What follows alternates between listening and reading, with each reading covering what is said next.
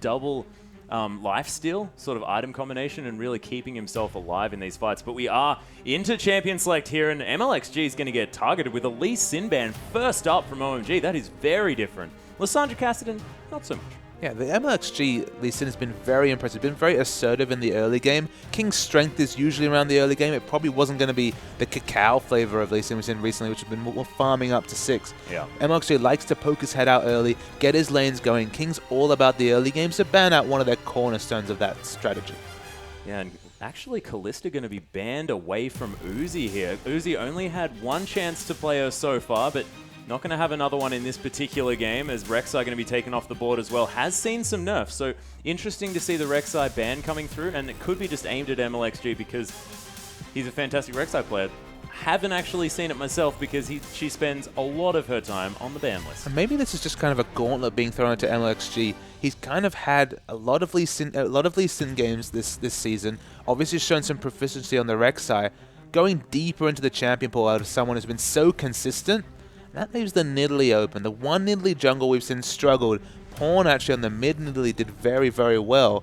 But Loveling, this is a guy who always adapts to the jungle meta. We remember the days of the jungle Yorick and all his other innovative picks. I have to think this is going to be Loveling trying his hand on the Yorick jungle, the Nidalee jungle. Oh, if only it was Yorick jungle. Sadly I'm one of those not. few people that actually likes Yorick. I'm sorry, everyone who I've alienated by saying just that. Sky is going to be hovering over the Rumble pick, of course, still incredibly strong. Taking it away from Going, also a fantastic idea, but I am really excited about seeing this Nidalee jungle pick actually work out to what her strengths are, because she's fantastic in those counter jungling situations, can move around the map really quickly with her passive, so look to see her trying to get in amongst everything and mess things up, because we haven't yet seen that style of Nidalee jungle happening yet. And it is going to be the Rumble locked in and Thresh taken away as well in the hands of Lame. Yeah, it's worth noting here that it was Sky's Rumble that was really something new that we saw in King's last series, and he wrecked on it. He was excellent. He was very consistent with his equalizer use there.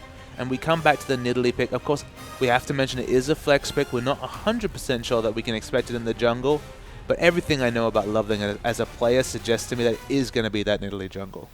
I'd be excited to see it if it does come through. Morgana is the hover here, but they are going to switch over at the last minute to the Maokai. Going, actually opting into the Maokai Rumble matchup. And I find that interesting. Rumble tends to have a pretty decent time up there. I agree. I mean, in certain 1v1 situation, Maokai can do capably, but he does struggle, especially in the early levels, to that Rumble damage. And the instant lock of Draven. Oh my goodness. So we've had many conversations about Sivir pick punishment here in amongst the casters ourselves, and yeah, Draven I think definitely does well in this matchup, as Crystal has demonstrated, but just in general, he is such a bully in that lane.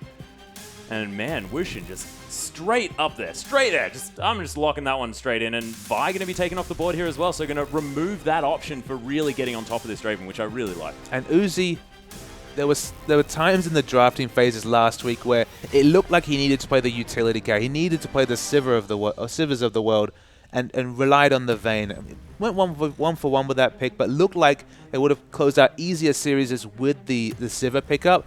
Now he finally locks in the Sivir and is preyed upon by Wushin here with the Draven lock. We've just seen Imp and LGD successfully navigate around a Draven. The facility never got going.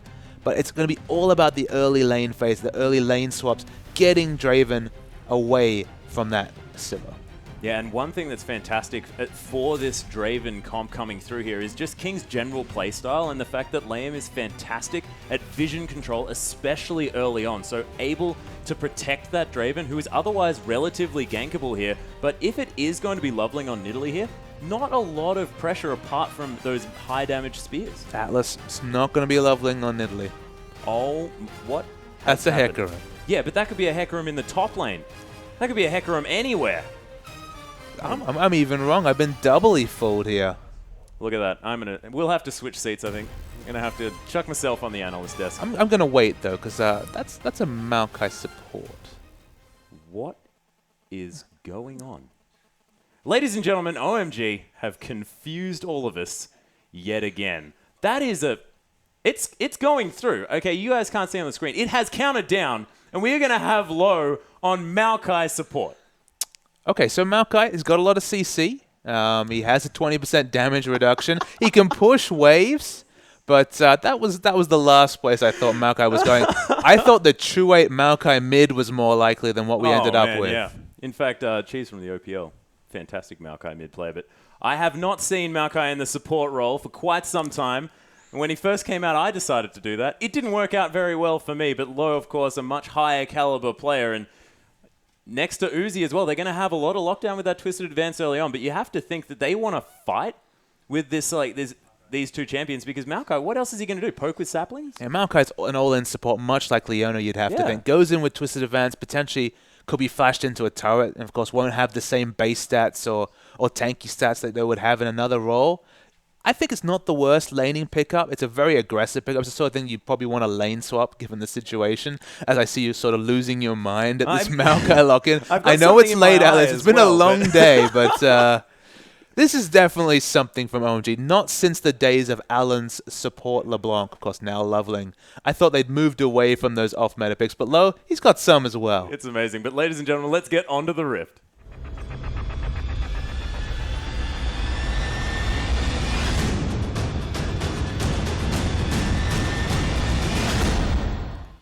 And here we are, ladies and gentlemen, with OMG taking on King. For our first game, OMG are going to be on the blue side and aggressively invading already into King's side of the map.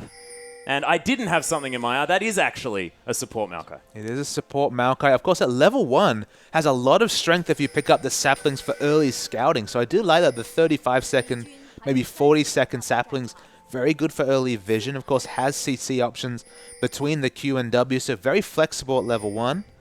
But it's actually going to be the Hecarim top. The Hecarim top we saw in Game 1 certainly didn't work out. It's not the Ignite teleport Hecarim top, no. so I do like this extra safety of the flash, but patch 5.2 is here, and Hecarim has certainly been the first breakthrough champion this patch. Yeah, Hecarim seeming to join the ranks of Aurelia, Rumble, the common picks there in the top side of the map. Of course, Maokai, very common in the support role, but also a top laner as well, Papa Smithy. Also a top laner. We see a lot of traps coming down. It's smart to invade with this jungle Nidalee because, of course, she doesn't deal very well with being invaded on early. If you can get the vertical jungling happening, the 2 buff start guaranteed, then jungle Nidalee can be very potent. And look at this. King have actually managed to get the 2v2 lane as well, sending Thresh and Draven up there to the top side. They're going to have the 1v1 Hecarim against Rumble. Not entirely sure how that one works out, but you have to think that Wushin going to be very happy laning against this Sivir early on. You see that Hecarim's already teleporting back, so we'll see if they have a very fast laning option here. They're not going to continue the jungle follow for a potential 4-man gank or a 2-buff start. Hecarim teleports to bot. Yep, it's going to be standard lanes, and when it's standard lanes and that involves Draven against Sivir, you don't like this early lane matchup for OMG. You're definitely not excited if you're Sivir, but this is Uzi as well, so you can never count him out, and he has the likes of Maokai support, and we're not entirely sure what that means. And maybe that's a big thing for the matchup, though, Atlas. Maybe the fact that they have the Maokai support here changes the damage calculations, the all-in potential of Wushin and Lane. Maybe they're not sure what to expect. Oh, and the level 2 actually gets reached first here by OMG, who have shoved out this lane. Twisted Advance does come through from low. Death Sentence not going to find its mark, and I'm just so excited to see what happens up here. He does, of course, scale very well with health items, so he will be able to happily pick up the upgraded gold regeneration items right here, the face of the mountain. He'll, of course, there's so many spells going on in 2v2 lane that he'll be very sustainable. He's still a melee support. There's a reason we don't see a lot of Leona and Alistar's because of the fact that he has a lot more trouble in a 2v2. But the all-ins, as we see up top, going for, once again, an all-in trade. Yeah, the quite strong. Yeah, it seems to be working out here quite well in the early levels for OMG. Not entirely sure. It's sort of like a Nunu support, isn't it? Sort of like heaps of sustain, but very sort of all-in and sort of pokey, throwing saplings instead of Ice Blast. I guess, you know, you have a little bit more utility. I mean, more CC and less utility than a Nunu, but I'm trying to liken it to something, and I'm honestly coming up a little bit short. I'd say just given the kits, it feels a bit like Leona in terms of the fact that it's an all-in trade when you go for it. You know, you're actually teleporting to the enemy laner with that gap close, the Twisted Advance. You have the ultimate, which provides you utility rather than more lockdown. You scale well with health. It's an interesting pick, and you can even push waves with your Q and E. So it has a lot of flexible choices. We just don't see it a lot. No, we don't, but we haven't looked into the jungle here, and it has been lovely. He managed to get his blue after stealing the enemy red. His red still up here. So MLXG only to get one buff thus far. And this Vi, who wants to be leveling up, wants to be rushing to that level 6, going to miss out on a big camp as Uzi gets flayed back here by Lamb. So Wushin, he's hanging really far back. He doesn't want to have too much to do with this. And Loveling hanging around, wanting to make something of it, but unable to right now. Going, getting burnt a little, but not going to be too worried as he's already pretty much on fire. I do like the fact that they have a strong lockdown CC to support the Nidalee damage ganks. You know, you do have the Twisted Advance here. Makes it a lot easier to hit that Nidalee Spear, get the damage and the gap closer in a gank. So actually helps in the skirmishing to have this the Maokai top. It's providing a lot of flexible options for OMG. Oh, and Cool actually going to stop Assassin's back here. Has a massive CS advantage in the mid lane, being able to harass this Zed out early. Using that range advantage, of course, is what he is able to do as this LeBlanc, but lots of long swords now picked up from Assassin. We'll see whether he can turn it around. Yeah, all the swords. It's a skill matchup in mid lane.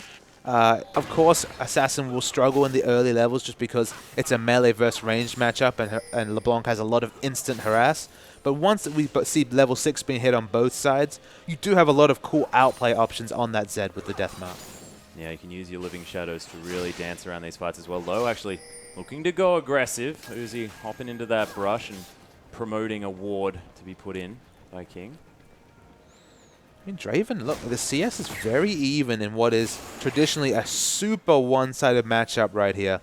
Do you think the King are maybe as confused as we are with how this lane works, what the damage potentials are? Because, of course, players get very used to trading in lane and knowing exactly how much damage is going to come through. That might be a factor here as actually the Death Sentence to come through. There's a brilliant Dark Passage, and Logan to try and twist and advance his way out. The flash out of the way of the Vault Breaker here as well as Uzi gets played back, trying to turn it around. Wushin taking so much damage. The teleport, and there's the onslaught of shadows, and Going picks up the kill. Sky's here as well, trying to burninate everyone. MLXG going to fall down as well as Low picks up the kill. He's going to be burnt down like the tree he is though, and Sky picks up one in answer, but OMG getting the better of that trade. And during all of this in the middle, also a successful gank coming in for Loveling, the 2v2. The 2v1, once Zed had overextended, used his shadow, there was nothing he could do. But full credit to Going. His teleport came through first, and there's so much difference of the onslaught of shadows coming in compared to the Equalizer. They're both teamfight changing spells, but one of them's an engage that got them first blood. The Equalizer, they managed to pick up a kill for Sky, but you cannot compare those two champions at a level 6 situation. So once the fight starts right here, it is a very nice engage coming out from King, but once the Q is flashed here by Low, they should back away. They've gone in too aggressively. That's what prompts the teleport coming through for Hecarim, and is able to get the solo kill on Wushin even through the heal being used right there. Sky tries to harass around, and I guess MLXG is surprised by the Twisted Advance following through his flash right there. They get the counter kill, the Rumble, but definitely a trade in the advantage of OMG. Yeah, and Cool actually hitting level 6 before Assassin, able to use that Mimic in order to get a lot of extra damage from that Sigil of Malice. And Deathmark only just became available here for Assassin. We'll see whether he can utilize his swords, but thus far, Cool able to get himself a nice advantage, and also has the double Dorans as well for the extra health pool. The lanes have swapped back down to the bottom side, of course, need to be near that dragon at around this 10 to 12 minute mark, because that's when it wants to be taken, and need to have as many members there as possible. Hecarim going to be shoving this wave into the top lane, and Sky going to be wandering up and seeing whether he can get as much as he can. Our top lane is now very even, but the bottom lane, here's the engagement. Wushin taking so much damage. The Dark Passage going to get him to safety there as he just wanders around looking cute. Death Sentence going to land here as well, but Low, he's a pretty tanky guy right now. How often do you see a Sivir beating Draven in a consistent 2v2 lane matchup in a 1v1 situation. And again, look at the items right here. It's the big item pickups. The Onslaught Shadows comes into mid. Whoa, some fancy shadow work from Assassin going to get him to safety, but going really trying to make plays on this Hecarim. It's a BF Sword Sivir against a Vamp Scepter Wushin. It's a massive advantage in trading here for Uzi. And again, the low on the Maokai pick, it's hard to say if it's the champion or, as you point out, the lack of familiarity with the champion in the support role. But whatever we can say, this combination is doing massive work for OMG. Yep, seems like OMG breaking the meta yet again, ladies and gentlemen, with Maokai's support. Now going to be a permanent fixture in your solo queue games.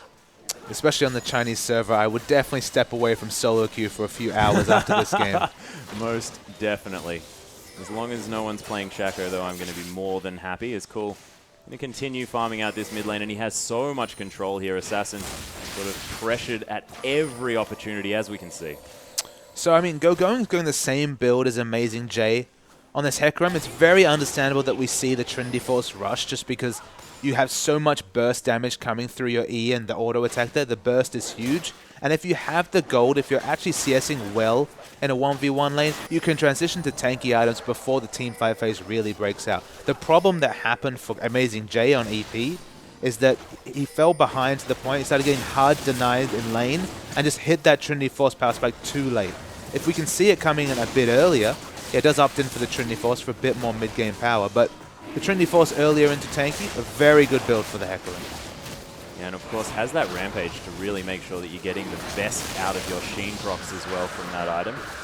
But OMG going to sneak themselves a cheeky Dragon at the 10.5 minute mark, and King just not going to answer to that one at all, and I think it has a lot to do with this bottom lane working out fantastically for OMG. Yeah, I mean, you never think that Uzi will be in a position to out-rotate a Draven just because you expect him to be low on health or dead, and now the turret dive's going to come in.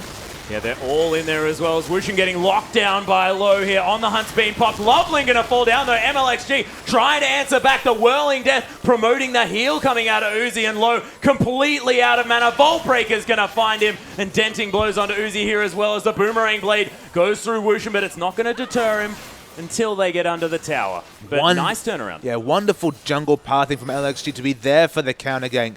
In the mid lane, Assassin continues to eat a lot of harass, but Via's the hero, just pathing so well to match that turret dive coming through from Loveling. Yep, Low not going to find the death sentence there as Liam trying to lay down a little bit of CC.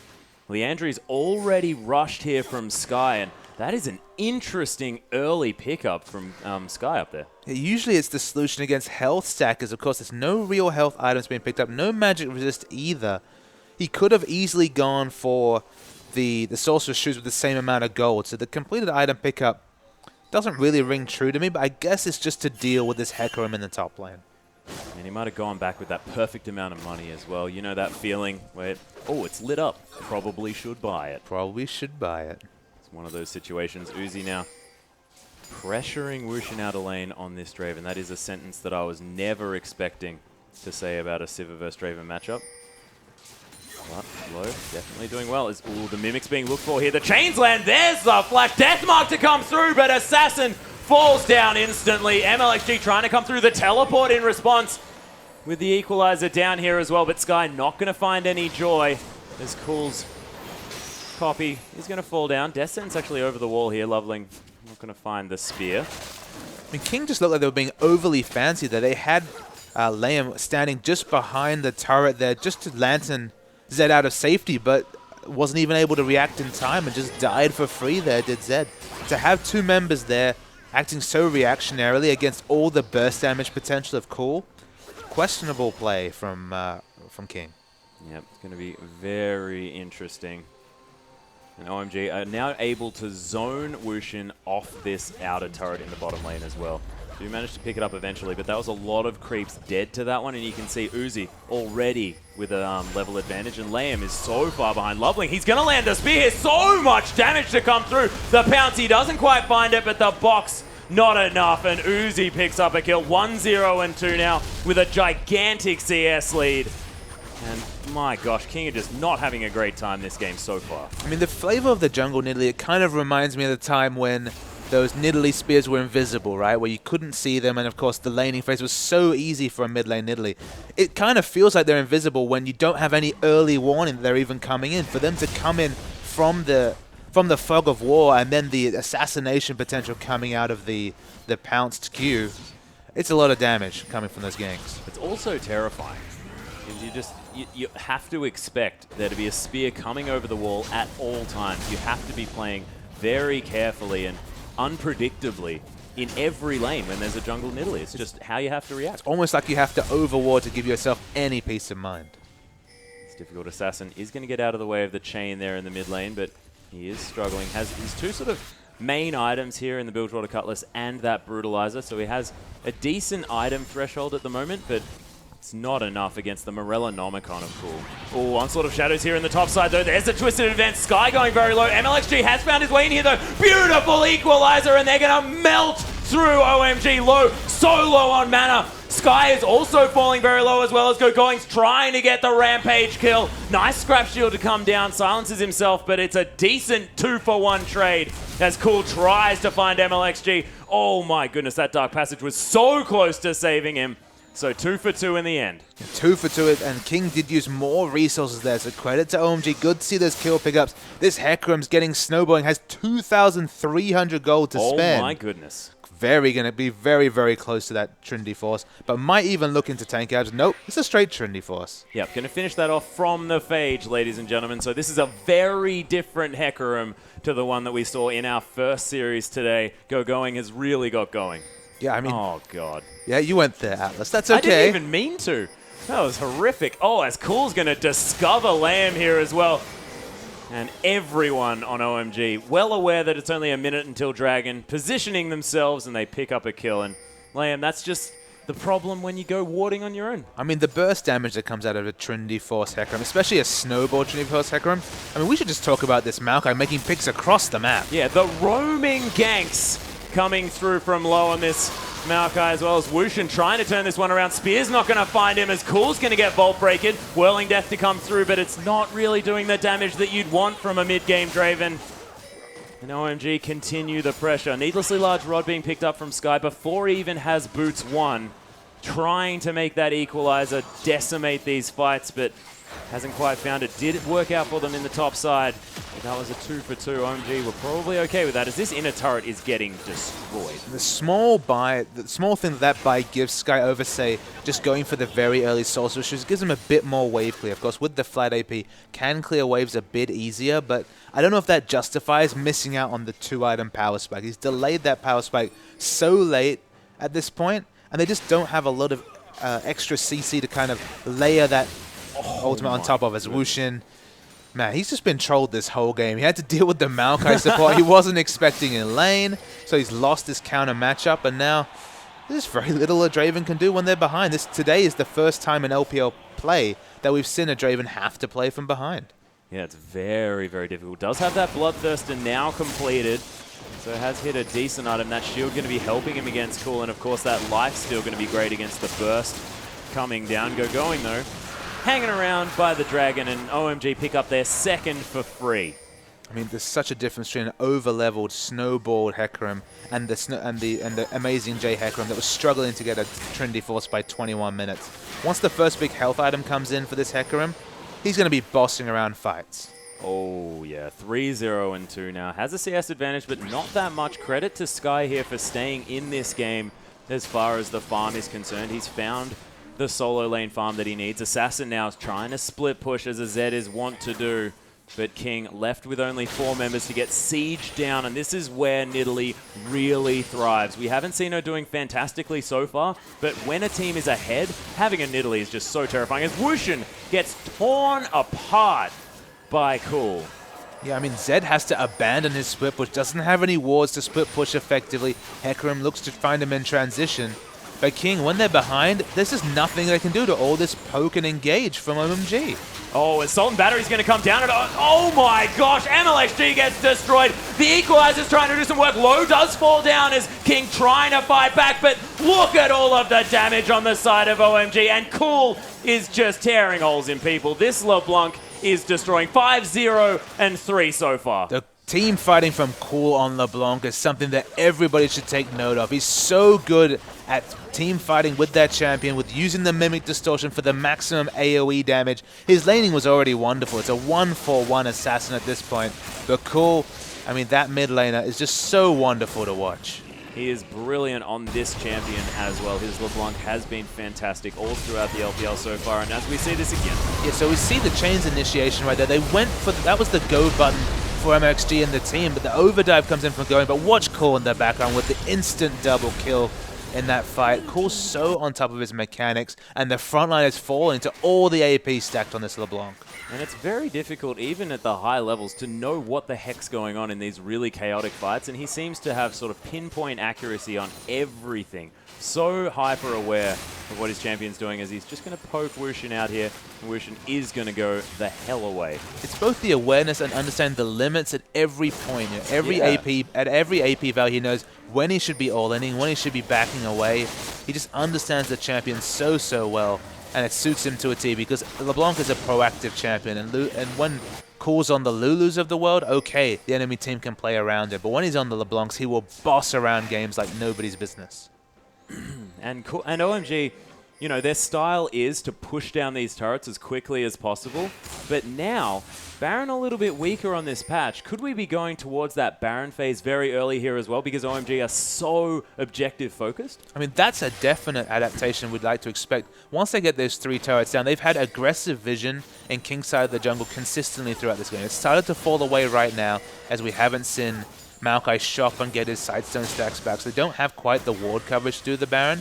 But, you know, you pointed out in an earlier series when we saw IG take a very decisive Baron. It is a realistic option at 20 to 25 minutes into the game. Yeah, but OMG looking to destroy turrets more, and they've got like this 1-2-2 split push going on, and King unable to sort of rotate around and capitalize, because these champions so able to move around the map. Everyone has an ability to speed themselves up apart from Low, but Sky is getting ganked in the top lane, and look at the twisted advance, locking him down.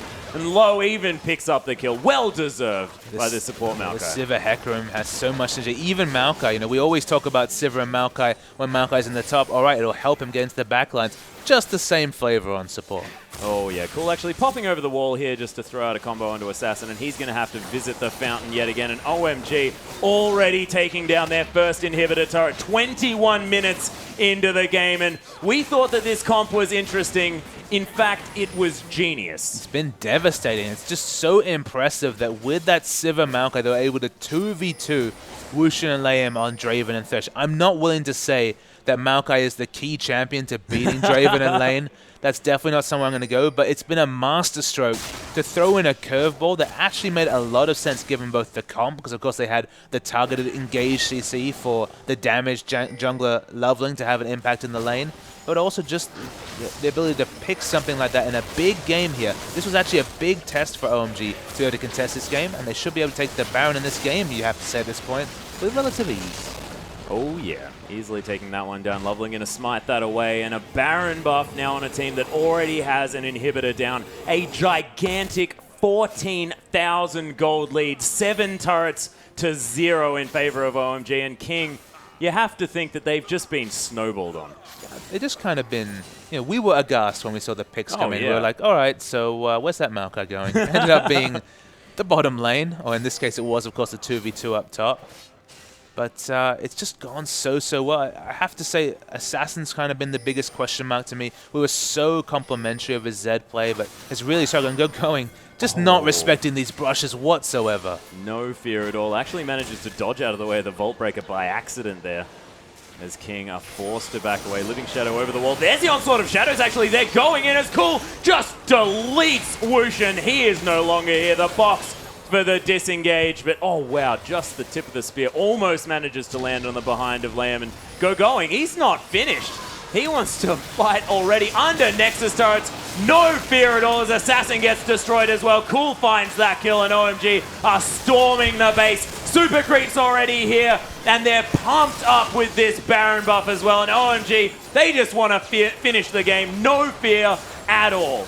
Going doing so much damage to structures with those Trinity Force procs and his E running.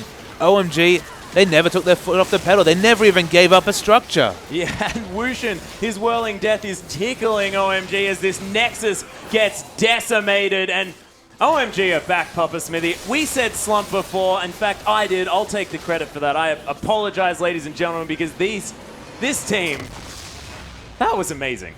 But this is the potential of OMG. We always knew that. They haven't been losing series 0-2. That's why it's a bit early to say words like slump. But they were kind of in a strategic rut, you'd have to say. They didn't seem to really want to go for these comps, the balanced comps that have a single fact. They were happy to pick selfish picks like the Vayne pick coming out of Uzi. But now on 5.21, they just look a new team. They seem invigorated with kind of the meta and how it's shifting. Definitely the team that's used Hecarim the best, at least in the top lane. Clearlove did wonderfully well in the first game as well. But that Hecarim top, it's a scary thing to add another carry champion to GoGoing's playbook. Yeah, and we were talking about King's ability to adapt here as well, and it's interesting that throw a curveball like this support Maokai, King just looked like they had no idea how to respond. Yeah, the Kings of the early game, the innovation Kings, were actually the ones that were throwing the curveball, and they were found wanting. Yeah, it's a little bit interesting here as we'll see what happens, but we are going to go into a quick replay and just check out how OMG went about dismantling King. And even if it was a replay of an early 2v2, it would be just fascinating to watch. But we're going to roll the tape here at 18 minutes into the game.